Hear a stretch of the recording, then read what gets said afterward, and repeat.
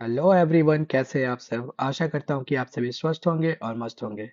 आप सभी का स्वागत है आपके अपने यूट्यूब चैनल परीक्षा झांकी में, जहां हम आपकी तैयारी को आगे बढ़ाते हुए सिलेक्शन तक ले जाएंगे। अभी तक हमने देखा कि कैसे ईस्ट इंडिया कंपनी अपने राइवल्स को बीट करेगी, पुर्तगाल को यहाँ से हटाती है, फिर डच को और लास्टली फ्रेंच को भी अपने रास्ते से हटाएगी और अपने ट्रेड के लिए ये मोनोपोली हासिल कर लेती है।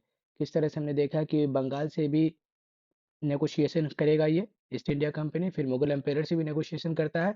और हमने पिछली क्लास में देखा है कि कैसे 3,000 रुपये के बदले में ये ट्रेड के लिए जो विदाउट टैक्सेस वो ट्रेड कर सकता है, ये एक प्रिविलेज ले लेता है मुगल एम्पायर से। उसी सिलसिले में अब हम देखेंगे कि ईस्ट इंडिया कंपनी जो अपना फुट होल्ड है वो बंगाल में किस तरह से स्थापित करेगी। तो सबसे पहले हम ये देखेंगे कि बंगाल का जो क्या सिनेरियो था, वहाँ पे किस तरह से एडमिनिस्ट्रेशन शुरू किया गया था, किस तरह से एडमिनिस्ट्रेशन उस समय चल रहा था। तो इसी सिलसिले में हम लोग देखते हैं, पहले जो बंगाल के जो नवाब हुआ करते थे उनके बारे में जानते हैं और उनका टाइमलाइन समझने की कोशिश करते हैं। तो सबसे पहले मुर्शीद कुली खान है। ठीक है, मुर्शीद कुली खान को 1700 ईस्वी में इनको दीवान ऑफ बंगाल घोषित किया जाता है। किसके द्वारा? औरंगजेब के द्वारा। दीवान ऑफ औरंगजेब के द्वारा दीवान ऑफ बंगाल इनको घोषित किया जाएगा। फिर 1717 ईस्वी में, ठीक है, 1717 ईस्वी फर्रुखशियार द्वारा इनको गवर्नर अपॉइंट कर दिया जाता है बंगाल का। ठीक है, और यही आखिरी गवर्नर होंगे बंगाल के, जो कि अपॉइंट किए जाएंगे मुगल बादशाह के द्वारा, फर्रुखशियार के द्वारा। तो last appointed governor by Mughal, उनका नाम है मुर्शीद कुली खान। ठीक है, मुर्शीद कुली खान जो है 1717 से 1727 तक एज ए गवर्नर या नवाब ऑफ बंगाल, ये देखिए 1717 में ये खुद को नवाब ऑफ बंगाल घोषित भी कर लेते हैं, इनको गवर्नर बनाया गया फर्रुखशियार के द्वारा। और 1717 में ये खुद को इंडिपेंडेंट जो है स्वतंत्र नवाब घोषित कर लेते हैं बंगाल का। ठीक है, और 1717 से 1727 तक ये नवाबशिप करेंगे बंगाल का। फिर 1727 में इनकी मृत्यु हो जाएगी। ठीक है, और ये चाहते थे कि इनके मृत्यु के बाद जो है सरफराज खान है, जो इनका एक मैटरनल ग्रैंडसन कह सकते हैं, ठीक है, वो इनका सरफराज खान था और वो उनको बनाना चाहते थे उनका उत्तराधिकारी। ठीक है, लेकिन उनका जो दामाद था सुजाउद्दीन, वो रिवोल्ट कर देता है। ठीक है, तो सुजाउद्दीन जो है अलीवर्दी खान के साथ और जगत सेठ, जो बैंकर के बारे में, एक बैंकर थे उस टाइम में वहाँ पे बंगाल में, काफ़ी रिच बैंकर हुआ करते थे। तो सुजाउद्दीन जो है अलीवर्दी खान और जगत सेठ, इन दोनों के हेल्प से जो है वो खुद को नवाब ऑफ बंगाल बनाना चाहता था। ठीक है, तो सरफराज खान के अगेंस्ट में ये मार्च कर देता है युद्ध लड़ने के लिए। सरफराज खान कौन है? सुजाउद्दीन का अपना बेटा है। ठीक है, तो मुर्शीद कुली खान का ये चाहत था कि सरफराज खान जो उसका ग्रैंडसन है, मैटरनल ग्रैंडसन है, वो गद्दी पे बैठे। लेकिन सुजाउद्दीन ऐसा नहीं चाहता था, बिकॉज देखिए सरफराज खान जो है वो बहुत इनकैपेबल था और इसी कारण से सुजाउद्दीन चाहता नहीं था कि वो राजा बने। तो सुजाउद्दीन अलीवर्दी खान और जगत सेठ की मदद से सरफराज खान के अगेंस्ट में मार्च करेगा, लेकिन युद्ध नहीं होगा क्योंकि फैमिली का बात है। तो उस समय कहा जाएगा ठीक है, सरफराज खान स्टेप डाउन कर जाता है और सुजाउद्दीन को यहाँ पे नवाब बना दिया जाता है। ठीक है, तो 1727 से 1739 तक Shujauddin as a nawab of Bengal रहेंगे। ठीक है, और उनके मृत्यु के बाद, सुजाउद्दीन की मृत्यु के बाद, जो सरफराज खान जो सुजाउद्दीन का बेटा है, वो एज अ नवाब बनेगा। ठीक है, और हमने देखा है कि ये ऑलरेडी बहुत इनकैपेबल रहता है, तो इसको अलीवर्दी खान जो है वो 1 साल के अंदर ही इसको मार डालता है। ठीक है, मार डालेगा और अलीवर्दी खान खुद को वहाँ का नवाब घोषित कर लेता है। तो देखिए अलीवर्दी खान के टाइम में ही होगा कि अलीवर्दी खान जो है मुगल बादशाह को जो नजराना और जो कह लीजिए कि टैक्स जो है, कलेक्शन का जो पार्ट जो भेजा जाता था मुगल बादशाह को बंगाल के द्वारा, वो भेजना भी बंद कर देता है अलीवर्दी खान। ठीक है, तो he stopped paying tribute to Mughal emperor. ठीक है, paying tribute to Mughal emperor. ठीक है, अब अलीवर्दी खान के बाद जो है इसका दामाद हुआ करता था सिराजुद्दौला। अलीवर्दी खान का दामाद सिराजुद्दौला आएगा। ठीक है, और यही सिराजुद्दौला जो है अंतिम इंडिपेंडेंट नवाब ऑफ बंगाल। ठीक है, last independent nawab of Bengal जो है वो हमारा सिराजुद्दौला रहेगा।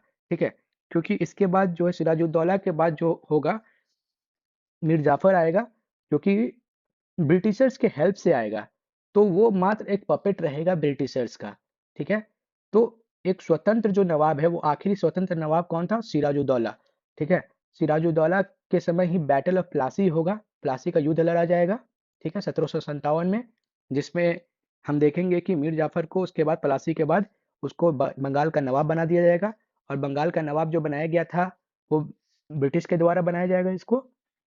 ठीक है, तो ये ब्रिटेन के जो फेवर में, ब्रिटिश के फेवर में सारा काम करेगा। ठीक है, और मीर जाफर के बाद जो है, मीर कासिम, जो मीर जाफर का दामाद था, वो मीर कासिम को नवाब बनाया जाएगा। और ये कब होता है कि जब मीर जाफर भी परेशान हो जाता है, क्योंकि शुरुआत में तो अंग्रेज ने मीर जाफर को नवाब बना दिया, लेकिन मीर जाफर जो है वो भी बहुत परेशान हो जाएगा अंग्रेजों के इंटरफेरेंस से। इतना ज़्यादा इंटरफेरेंस करते हैं हर चीज़ों में, उनके एडमिनिस्ट्रेशन में, तो ये भी परेशान हो जाता है। और ये जो है वो डच के साथ जो है वो अंग्रेजों के खिलाफ कॉन्स्पिरेसी करते हैं, मीर जाफर। लेकिन उसी समय बेदारा का युद्ध होगा डच से, और डच वहां पे हार जाएगा, और अंग्रेज को पता चल जाता है कि कंस्पिरेसी के बारे में मीर जाफर का। तो मीर जाफर को हटा दिया जाएगा, और मीर कासिम को है जो नवाब बना दिया जाता है अंग्रेज को द्वारा। मीर कासिम जो है वो मीर जाफर का दामाद हुआ करता था। ठीक है, और मीर कासिम भी जो है ये बहुत ही एबल रूलर था। तो ये सबसे पहले क्या करता है कि मुर्शिदाबाद से अपना कैपिटल जो है वो सबसे पहले राजधानी को मुंगेर में शिफ्ट कर देगा, ताकि जो अंग्रेजों का जो है इंटरफेरेंस कम से कम हो जाए, क्योंकि वो अगर थोड़ा दूरी पे रहेगा तो इंटरफेरेंस कम हो जाए, इसीलिए वो मुर्शिदाबाद से जो है अपनी राजधानी को मुंगेर लेके जाएगा मीर कासिम। ठीक है, तो ये सब ही होगा। अब देखते हैं हम लोग डिटेल में थोड़ा कि बैटल ऑफ प्लासी के बारे में। बैटल ऑफ प्लासी कब लड़ा गया था? 23 जून 1757। ये आप डेट याद रखिएगा, डेट इंपॉर्टेंट है। बैटल ऑफ प्लासी, प्लासी कहाँ है? ये बंगाल में है। ठीक है, बैटल ऑफ प्लासी। अब इसका देखिए कॉज क्या था? Miss use of Dastak. Dastak के बारे में हम लोगों ने ऑलरेडी पढ़ा है कि दस्तक जो है वो 3000 रुपए के बदले में जो मुगल एम्पायर, मुगल बादशाह के द्वारा अंग्रेजों को दिया गया, जो कि ड्यूटी फ्री ट्रेड कर रहे थे। और उस ड्यूटी फ्री ट्रेड के कारण क्या हो रहा था कि वो मिसयूज कर रहे थे, क्योंकि वो देखिए वो दस्तक तो था वो कंपनी को दिया गया था, तो कंपनी को ये फ्री ट्रेड करने की अनुमति थी, लेकिन कंपनी के जो भी ऑफिसर्स थे उन लोगों ने भी दस्तक का यूज करना शुरू कर दिया, और जो भी टैक्स था उसको नहीं देते थे। कंपनी का जो दस्तक था वो ऑफिसर्स भी यूज करते थे, और कंपनी ने इस दस्तक को औरों लोगों से भी बेचना शुरू कर दिया। उस दस्तक को, दस्तक क्या एज ए पास एक तरह का, तो उस पास को और भी जो अमीर लोग थे उनको वो बेचना शुरू कर दी कंपनी। तो इससे क्या होता था कि जो जो बंगाल का जो नवाब था, ठीक है, तो उसके रीजन में कुछ भी चीज ट्रेड किया जा रहा है तो उसका एक ड्यूटी टैक्स तो बनेगा ना नवाब का। तो एक तरह से क्या हो रहा था कि जो बंगाल का जो रेवेन्यू था, उस ट्रेड से जो रेवेन्यू उसको मिल सकता था, वो रेवेन्यू वहां पे लॉस हो रहा था, उसकी क्षति हो रही थी। तो कंपनी के कारण तो वो क्षति हो ही रही थी, लेकिन कंपनी जो उस दस्तक का मिसयूज कर रही थी, ऑफिसर्स को दे दे रही थी, बाकी और भी लोगों को दे दे रही थी, जिसके कारण जो रेवेन्यू जो बंगाल को मिलना चाहिए था उस ट्रेड से, वो नहीं मिल रहा था। तो रेवेन्यू नहीं मिलेगा तो एडमिनिस्ट्रेशन चलाने में दिक्कत होगी, तो जाहिर सी बात है कि उससे प्रॉब्लम होगा। ठीक है, तो एक कारण जो है प्लासी के युद्ध का जो है मिसयूज ऑफ दस्तक। ठीक है, उसके बाद क्या है कि fortification of Calcutta without the permission. तो देखिए कि अंग्रेज उस टाइम में क्या करते हैं कि अपना जो उनका जो फैक्ट्री है, उनका एस्टेब्लिशमेंट, उसको किलाबंदी शुरू कर देते हैं। और किलाबंदी के लिए वो अलग अलग एक्सक्यूज देते हैं कि लोकल्स की वजह से लूटपाट होता है, या फिर उस टाइम में मराठा का काफी ज्यादा आतंक मचा था। ठीक है, मराठा इन्वेड करते थे बंगाल की तरफ भी, तो इस वजह से मराठा इन्वेड करते थे। तो कंपनी वालों ने कहा कि हमें वो मराठों से बचने के लिए, या फिर लोकल जो भी है से लूटपाट से बचाने के लिए, हमें उसे जो फोर्ट को जो वो फोर्टिफिकेशन करना होगा, फैक्ट्री को फोर्टिफिकेशन को किलेबंदी करना है। तो उन्होंने ये किलाबंदी शुरू कर दिया, और उसके लिए उन्होंने जो नवाब से परमिशन भी नहीं लिया। तो देखिए इस टाइम में नवाब कौन है? सिराजुद्दौला नवाब हुआ करता था उस टाइम पे। ठीक है, तो सिराजुद्दौला के परमिशन के विदाउट उसका किलाबंदी किया जा रहा था फैक्ट्रीज का। ठीक है, नेक्स्ट क्या है कि asylum to political fugitive Krishna Das. तो कृष्णा दास क्या है? ये है जो खजाना लेके भागा होता है। ठीक है, तो ये एक राजनीतिक भगोड़ा होता है, जिसको अंग्रेज ने क्या दिया? संरक्षण दे दिया। ठीक है, ये भी एक कारण था। नेक्स्ट क्या है? British suspect of deal with French and Sirajuddaula. अब ब्रिटिश को क्या लग रहा था कि सिराजुद्दौला जो उस टाइम का नवाब था और फ्रेंच के बीच में जो है कुछ डील हो रही है, सेक्रेट डील। फ्रेंच और सिराजुद्दौला अगर डील करते हैं तो हो सकता है कि फ्रेंच को वहां पे कुछ लेवरेज दिया जाए, उनको कुछ वहां छूट दिया जाए। तो इससे क्या होगा? ईस्ट इंडिया कंपनी का जो होगा प्रॉफिट घटेगा। तो ब्रिटिश को लगता है कि फ्रेंच और सिराजुद्दौला में जो है सीक्रेट कुछ डील चल रहा है, ठीक है। और इमीडिएट एक कॉज था ब्लैक होल ट्रेजेडी। तो ब्लैक होल ट्रेजेडी क्या है कि इसमें जब आप देखिए कि जब फोर्टिफिकेशन ऑफ कलकत्ता जब किया जा रहा था किसके द्वारा, अंग्रेजों के द्वारा, तो नवाब जो है वो हमला कर देता है, ठीक है। अंग्रेजों पर हमला कर देगा और उन्हें वहां से खदेड़ देता है। तो उसी हमले के बाद क्या है कि 146 इंग्लिश जो है उनको ये कैद कर लेगा एक छोटे से कमरे में। तो कहा जाता है कि उसमें 123 लोग मारे जाते हैं ड्यू टू सफोकेशन, वो दम घुट के मर जाता है क्योंकि बहुत छोटा सा कमरा होता है, उसमें 146 लोगों को उसमें बंदी बनाया गया होता है। तो दम घुटने से उसमें 123 लोगों की मौत हो जाती है, ऐसा बताया जाता है, ठीक है। तो ये एक इमीडिएट कॉज था जो है वो बैटल ऑफ प्लासी का। तो इसी के रेपरकेशन है, इसी के अगेंस्ट में जो है जो इंग्लिश फोर्स है वो आएगी और सिराजुद्दौला पे हमला करती है, ठीक है। तो arrival of force under Robert Clive from Madras. तो रॉबर्ट क्लाइव के नेतृत्व में सेना आती है मद्रास से, ठीक है। और वो सिराजुद्दौला पे अटैक करेगी। और इसके बीच में क्या होगा कि रॉबर्ट क्लाइव जो है वो मीर जाफर से राय दुर्लभ, जगत सेठ और ओमी चंद, ये सब जो है वहाँ के काफी रईस आदमी, मीर जाफर आप देख रहे हैं, ठीक है, कि नवाब था। राय दुर्लभ, जगत सेठ बैंकर है। तो ये लोग बहुत प्रभावशाली जो लोग होते हैं उनके कोर्ट के। तो ये सबको अपने तरफ रॉबर्ट क्लाइव जो है वो मिला लेता है बैटल ऑफ प्लासी के पहले ही, ठीक है। तो बैटल ऑफ प्लासी का युद्ध जब लड़ा जाएगा तो नवाब की तरफ से 50,000 आर्मी आएगा और इंग्लिश की तरफ से ओनली 3,000 आर्मी। 3,000 आर्मी के साथ इंग्लिश इस बैटल को जीत जाती है। क्यों जीत जाएगी? क्योंकि ऑलरेडी जो है रॉबर्ट क्लाइव ने मीर जाफर, राय दुर्लभ, जगत सेठ और ओमी चंद को अपनी ओर मिला लिया। तो युद्ध जो है वो काफी कम समय के लिए चलती है, ठीक है। तो सिराजुद्दौला को वहां पे घेर लिया जाता है और सिराजुद्दौला का मीर जाफर कत्ल कर देगा, ठीक है। उसके बाद मीर जाफर को जो है कंपनी वहां का बंगाल का नवाब बना देगी, ठीक है। इसके एवज में देखिए मीर जाफर क्या करेगा कंपनी को खुश करने के लिए। Zamindari of 24 Parganas to the English. ये 24 परगना का जो जमींदारी है, जो टैक्स कलेक्शन का जो राइट है वो ईस्ट इंडिया कंपनी को दे देगा मीर जाफर, ठीक है। तो बैटल ऑफ प्लासी के बाद ही जो ब्रिटिश अंपायर का इंडिया में जो नींव रखा गया था, ठीक है। तो battle of Plassey was the foundation of British umpire in India. इसके बाद देखिए नवाब के द्वारा क्या किया है, grant of territories for the maintenance of well equipped military force. तो क्या है कि मिलिट्री फोर्स अंग्रेजों की तरफ से दिया गया किनको, मीर जाफर को, नवाब ऑफ बंगाल को। और उसके बदले में अंग्रेजों को क्या टेरिटरीज दे दी गई और वहां का जो है जमींदारी जो है वो दे दिया गया, ठीक है। और एक रेसिडेंट एट नवाब्स कोर्ट, तो इंग्लिश रेसिडेंट होगा वो नवाब के कोर्ट में रख दिया गया। तो देखिए रेसिडेंट रखने का, इंग्लिश रेसिडेंट कोर्ट में रखने का क्या प्रयोजन था, क्योंकि जो भी डिसीजन लिया जा रहा है पॉलिटिकली, जो भी डिसीजन लिया जा रहा है उससे एक तो ईस्ट इंडिया कंपनी उससे अवेयर रहे, वो जान सके कि हाँ क्या चल रहा है अंदर पॉलिटिकली, क्या चल रहा है राजनीतिक तौर पे क्या चल रहा है, इससे वो अंग्रेज अवेयर रहे। और दूसरा क्या था कि अंग्रेज अपने हिसाब से जो है कुछ, जो अगर उन्हें कुछ बेनिफिट्स लेना है या फिर कोई भी पॉलिसीज बन रही है तो वो अपने हिसाब से बनवा सके। इसीलिए एक रेसिडेंट को रखा गया था नवाब के कोर्ट में। और ये रेसिडेंट जो है वो बहुत इन्फ्लुएंशियल आदमी हुआ करता था क्योंकि इसकी बहुत चलती थी कोर्ट में। इनका जो राय है वो बहुत ज्यादा मायने रखता था राज दरबार में, ठीक है। तो देखिए ये इंटरफेरेंस बाय क्लाइव, ये बहुत ज्यादा इंटरफेरेंस होने लगेगा उनके एडमिनिस्ट्रेशन में। तो मीर जाफर जो है वो डच से है, चिंसूरा में ही कंस्पायर्ड। मतलब मीर जाफर जो है डच से एक मिल जाएंगे और अंग्रेज के खिलाफ जो है एक षड्यंत्र रचते हैं, ठीक है। लेकिन उसी समय बैटल ऑफ बेदारा होता है 1759 में और वहां पे डच की पराजय हो जाती है, ठीक है।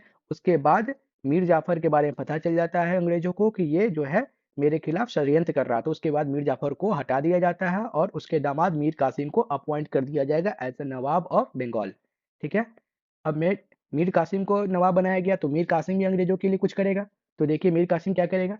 तो मीर कासिम जो है बर्दवान, मिदनापुर और चितगांव, ये 3 डिस्ट्रिक्ट जो है वो अंग्रेजों को दे देता है, ठीक है।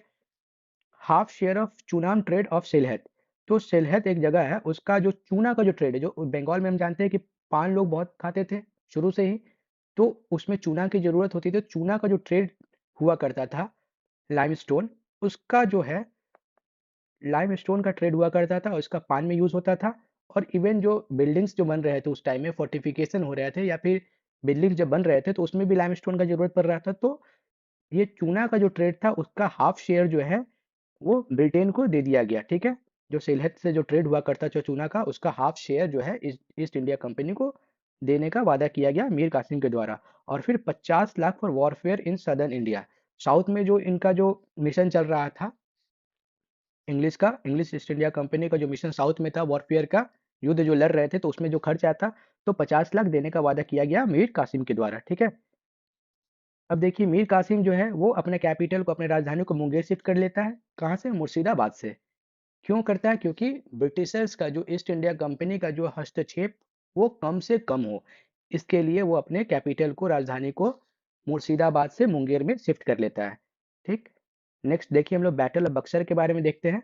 बैटल ऑफ बक्सर कब लड़ा गया? 22 अक्टूबर 1764। देखिए बैटल ऑफ पलासी और बैटल ऑफ बक्सर का आप लोग डेट याद रखेंगे, ठीक है, ये इंपॉर्टेंट है। बक्सर आपका बिहार में है, पलासी कहाँ था? बंगाल में, ठीक है। अब देखिए बैटल ऑफ बक्सर का कारण क्या है? कारण वही रहेगा। देखिए मेन प्रॉब्लम उनका यही था, जो भी नवाब थे उनका प्रॉब्लम यही था कि जो अंग्रेज जो है वो दस्तक, एक तो ट्रेड कर रहे हैं, उसका कोई उनको बेनिफिट नहीं मिल रहा है। इतना ज़्यादा ट्रेड, इतना ज़्यादा अमाउंट में वो लोग ट्रेड कर रहे थे, दिन प्रतिदिन अपना ट्रेड जो है अमाउंट बढ़ाते जा रहे थे। और क्या 3,000 वो फिक्स मुगल एम्पायर को दे दिए और ड्यूटी फ्री ट्रेड कर रहे थे। तो उनसे, उससे क्या हो रहा था कि जो एडमिनिस्ट्रेशन है, जो बंगाल का जो भी राजपाट है, उसको संभालने में मुश्किल हो रही थी, क्योंकि ट्रेड से जो भी उनका आमदनी था जो वो आ नहीं रहा था। तो मिसयूज ऑफ दस्तक जो है ये एक बहुत बड़ा कारण था। ये जो प्रॉब्लम दोनों के बीच में, जो नवाब और इंग्लिश के बीच में जो कन्फ्लिक्ट चल रहे थे, इसका एक बहुत बड़ा कारण था मिसयूज ऑफ दस्तक। तो बंगाल प्लासी का भी एक रीजन था और बैटल ऑफ बक्सर का भी कारण क्या था? Misuse of dastak. नेक्स्ट देखिए बैटल ऑफ बक्सर का दूसरा कारण क्या था? Qasim decided to abolish trade duties for all. तो मीर कासिम क्या करता है कि जो ट्रेड ड्यूटी से जो अंग्रेजों को नहीं लग रहा था, वो ड्यूटी फ्री ट्रेड सबके लिए कर देता है, ताकि लोकल जो ट्रेडर्स है उनको भी इसका बेनिफिट मिल सके। क्योंकि पहले अगर लोकल ट्रेडर्स को अगर टैक्स देना पड़ता था अगर व्यापार के लिए, और अंग्रेजों को नहीं देना पड़ रहा था, तो एक निश्चित ही इनको एक बेनिफिट मिल रहा था। तो ये ट्रेड में, जो व्यापार में इनको एक एज मिल जा रहा था। तो इसको ही खत्म करने के लिए कासिम ने क्या किया कि जो ड्यूटी जो लग रहा था ट्रेड पे, व्यापार पे जो भी ड्यूटी थी, ठीक है, उसको सबके लिए खत्म कर देगा। तो कंपनी के लिए ये प्रॉब्लम हो गया। तो अब एक लेवल ग्राउंड हो गया ट्रेड करने के लिए, तो अंग्रेजों को इससे प्रॉब्लम हो गया। इस वजह से जो है टसल ओवर ट्रांजिट ड्यूटी, इसी वजह से अंग्रेजों और मीर कासिम के बीच में मतभेद शुरू हो जाएगा। उसके वजह से वॉर शुरू हो जाएगा। वॉर होगा तो कासिम जो है वो वहां से अवध भाग जाएगा, तो मीर जाफर को फिर से वहां का बंगाल का नवाब बना दिया जाता है कंपनी के द्वारा। अब देखिए आप लोग ये भी सोच रहे हैं कि कंपनी ही अगर बना रहा है तो मीर जाफर को फिर से क्यों? क्योंकि मीर जाफर ने तो ऑलरेडी एक बार कंपनी के साथ विश्वासघात करने की कोशिश किया। तो कंपनी मीर जाफर क्यों बना रही है, खुद ही क्यों नहीं बन जा रही है? तो देखिए एक चीज आप ध्यान रखिए कि कंपनी जो है कभी भी खुद नहीं आएगी, क्योंकि कंपनी ये जानती थी कि जो इंडियंस हैं वो कभी भी लोकल जो भी रूलर है उनके तरफ ही साइड लेगी। तो एक बाहरी शक्ति आके एक एकाएक राज करना शुरू कर देगा, तो लोकल जो पीपल है वो रिबेल कर देंगे, ठीक है। तो इसी वजह से हमेशा से कंपनी का ये कोशिश रहा है कि एक लोकल जो है रूलर उनको बैठाया जाए, और एक किंग मेकर का काम कर रहे थे इंग्लिश ईस्ट इंडिया कंपनी, ताकि वो जैसा कहे वैसा वो करे। फिर क्या है, मीर कासिम जो है वो अवध गया है। तो अवध के जो राजा है, नवाब है शुजा-उद-दौला, और फिर मुगल एम्पायर जो मुगल बादशाह है शाह आलम द्वितीय, ये तीनों मिलकर के ये अंग्रेज के खिलाफ युद्ध करेंगे।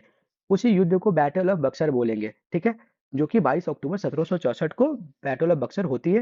अंग्रेजी सेना को लीड कौन कर रहा था? हेक्टर मुनरो द्वारा लीड किया जा रहा था, ठीक है। अब बैटल ऑफ बक्सर हारने के बाद जो ट्रीटी साइन होगा उसको ट्रीटी ऑफ इलाहाबाद बोलते हैं, जो कि 1765 में साइन होता है, ठीक है। इस ट्रीटी में क्या था कि शाह आलम द्वितीय को जो है कंपनी के प्रोटेक्शन में इलाहाबाद में रिसाइड करने के लिए, रहने के लिए बोला गया, ठीक है। और इलाहाबाद और कड़ा का जो क्षेत्र था वो भी मुगल बादशाह को सौंप दिया गया। ये किसके पास था पहले?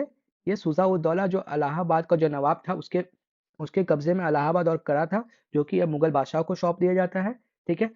अब मुगल बादशाह की तरफ से जो है कंपनी को दीवानी ऑफ बंगाल, बिहार और उड़ीसा घोषित कर दिया जाता है, ठीक है। जो दीवानी जो था, दीवान जो बना दिया जाएगा कंपनी को, बंगाल, बिहार और उड़ीसा का दीवान जो है वो 12 अगस्त 1765 को मुगल बादशाह के द्वारा बना दिया जाता है। ठीक है, तो कंपनी अब दीवान बन चुकी है बंगाल, बिहार और उड़ीसा का। तो उस वो क्या है कि मोहम्मद रजा खान को जो है कंपनी डिप्टी दीवान डेप्यूट कर देगी, डिप्टी दीवान बना देगी कहाँ का, बंगाल का, और राजा सिटब रॉय को डिप्टी दीवान बना देती है बिहार के रीजन का। ठीक है, तो ये भी आपका इंपॉर्टेंट क्वेश्चन है, पूछा जाता है। राजा सितब रॉय डिप्टी दीवान बनाया गया था बिहार रीजन के लिए, और मोहम्मद रजा खान को डिप्टी दीवान बनाया गया था बंगाल के लिए। ठीक है, बंगाल प्रोविंस के लिए। फिर क्या था कि अवध ने इलाहाबाद और करा खो दिया। ठीक है, अब अवध को 50 लाख जो है वो देने के लिए कहा गया फॉर वॉर इंडेमनिटी, जो वॉर में जो ब्रिटिशर्स का, जो ईस्ट इंडिया कंपनी का जो खर्च हुआ, उस उसके एवज में 50 लाख रुपए शेर शाह सूजा को, इंग्लिश ईस्ट इंडिया कंपनी को देना था। ठीक है, अब उसके बाद क्या, Awadh was made a buffer state. तो देखिए अवध पे ब्रिटेन जो है वो ब्रिटिश ईस्ट इंडिया कंपनी कब्जा नहीं करती है। क्यों नहीं करती है? क्योंकि उस टाइम में मराठा का जो है इन्वेजन बहुत हो रहा था। ठीक है, और मराठा के बारे में अंग्रेज ऑलरेडी जान रहे थे कि बहुत ही उग्र किस्म के आदमी है। ठीक है, तो ये लोग बार बार अवध जो है, ये बंगाल, यहाँ बंगाल है। ठीक है, ये बंगाल का एरिया है, यहाँ अवध है। इस तरफ आ जाए तो आपका अफगान वाला एरिया है। ठीक है, तो अफगान इधर, इधर मराठा। तो इन ये इन्वेडर्स थे ये लोग। तो एक अवध को as a buffer state use use करते थे अंग्रेज। तो देखिए उस टाइम में अफगान्स के द्वारा और मराठा के द्वारा जो है इन्वेडर्स, ऐसे इन्वेडर्स बार बार वो लोग लूटपाट मचाने आते थे। तो अगर ब्रिटेन अगर अवध को कैप्चर करेगी तो अवध का सुरक्षा करना ब्रिटेन का काम हो जाएगा, तो उनको अफगान और मराठा से डायरेक्ट लड़ना पड़ेगा।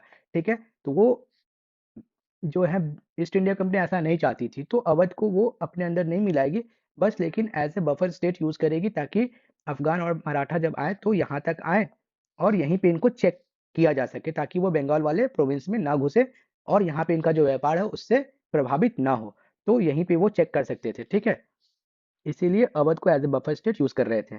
और बैटल ऑफ बक्सर के बाद जो है डिवल गवर्नमेंट ऑफ बंगाल हो जाता है। क्यों?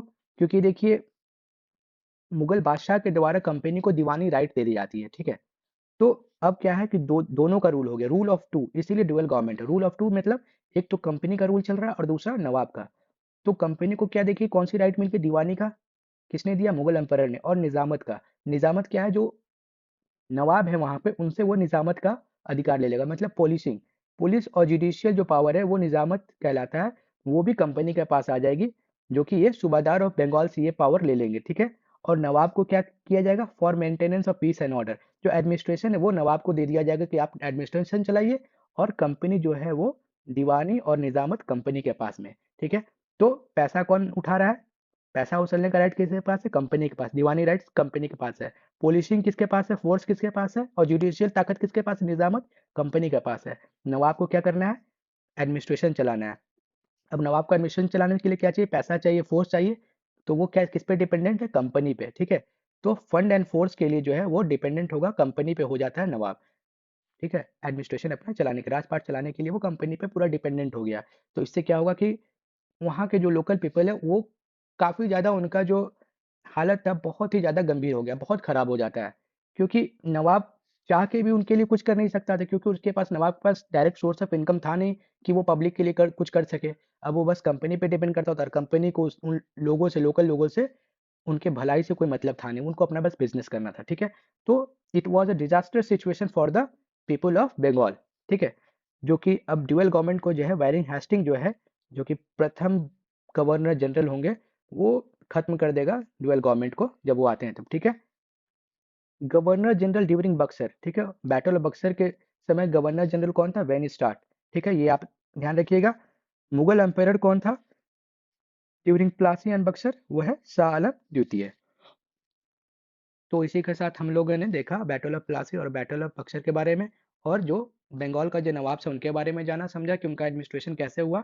ठीक है, अब आगे हम देखेंगे एंग्लो मैसूर वॉर, क्योंकि अब बंगाल के बाद ये लोग साउथ की तरफ मूव करेंगे ब्रिटिश लोग, और वहां पे कैप्चर करेंगे। तो एंग्लो मैसूर वॉर के बारे में हम लोग जानेंगे आगे के लेक्चर्स में।